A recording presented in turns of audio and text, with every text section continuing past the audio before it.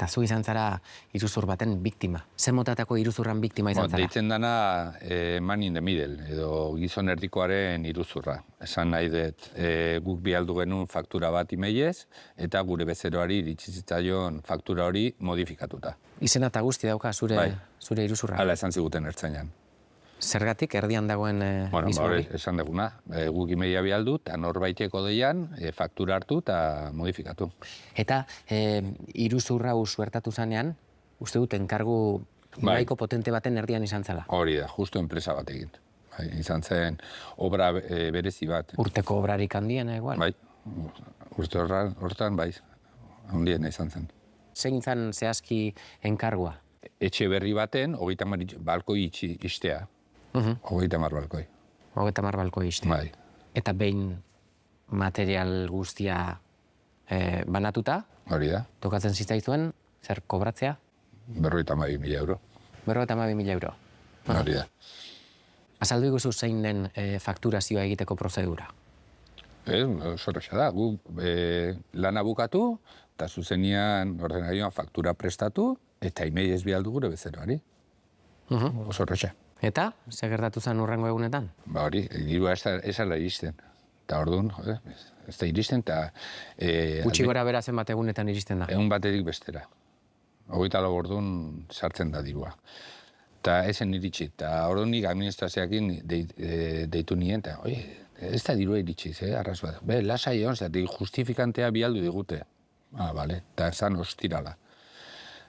Astelena iritsi, eta dirua ez zeola. Eta orduan, gauz oso arraroa da. Bialdu nazu justifikantea, eta hor kontuatu nintzen, kontu korrontaren zenbakia aldatuta zegoela. Ezala gure kontu korrontaren zenbakia. Zer bezeroari deitu zenean, ikustean kontu korrontea txarta dago? Zuzenian. Zerrik azkenian ez genekien, guk egin genuen gure fakturan gaizki jarri, edo beraiek transferentzia ere egiteko garaian, beste kontu korrontaren zenbakia jarri. Ez fakturan gaizkita jarrita zegoen. Norbaitek modifikatu intzulako. Zer suposatzen du horrek honelako kristaldegi batentzat? Momentu hortan pentsatu genuen ziurrazki itxin beharko genuela. Iruzurraren biktima izan eta urrengo egunak nola doaz aurrera? Urte osoko lana, oso gorra. Impotentzi oso ondila eta, 50.000 euro desagertu kontutik, pentsatu. Hilabetera gutxi gora bera konturatu zineten dirua berreskuratzeko aukerarik ez zegoela? Ni egunan bertan, benetan. Ni harri neukan, hori pasandoren, dirua ez degula errekuperatuko. Eta bezeroarekin ze akordiotara iritsi zeinen?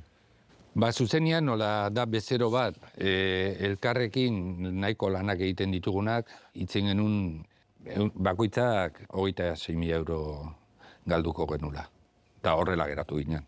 Nola, bezeroak ordaindu ziguten beste 26.000 euro, eta gu 52.000 euro kobratu beharren, bakarrik kobratu genuen 26.000 euro. Eta beste 52.000 euro zati hori, jakerrak irabazi, primeran.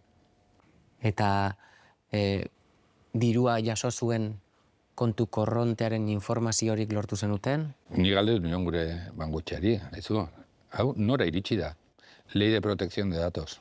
Ezin dizute zer esan. Zuri ezerraz.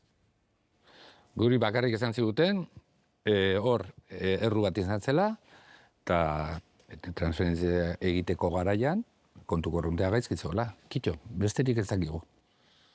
Baina pila bat kasu dakizkit hortaz aparte. Lehenguan agertzezan diario askon. Egunero, 20 kasu daudela. Ziberestafa 20 kasu egunero Gipuzkoan. Kasu asko, jende asko ez du jakin nahi, ez du nahi jendea jakitia. Zergatik, enpresan izena... Hori da. Lotxa edo ez dakit. Baina ni garbi daukat, ni azaltzen naiz ez neregatik. Azkenian, edozein pertsonari ez gertatzeko guri pasatzen zaiguna. Orduan, hori ez gertatzeko, oain guk neurriak hartzen ditugu, zenolako neurrik. Faktura bialtzeko garaian, kontzeptuan adibidez, ez dugu faktura jartzen. Jartzen dugu lana bukaera, edo akristalamendua, edo horrelako gauza, bale?